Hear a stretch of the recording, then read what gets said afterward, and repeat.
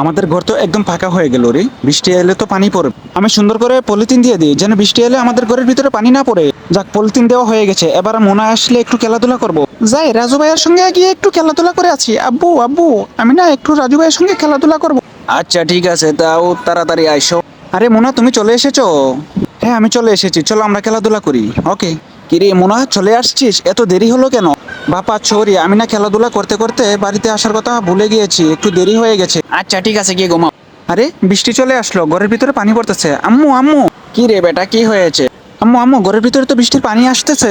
আম্মু একটু বসো, আমি ঘরের পলিথিনটা একটু ঠিক করে দিয়ে আসি। আমি তাড়াতাড়ি পলিথিনটা দিয়ে আসি রে, আমার ঘরের ভিতরে তো পানি পড়ে একদম ভরে যাচ্ছে। কি রে রাজু, কি করলি তুই? পলিথিনটা ঠিক করে দিয়ে আসলাম মা, দাঁড়াও আমি আরেকটু কাজ করতেছি। আর ঘরের ভিতরে পানি আসবে না।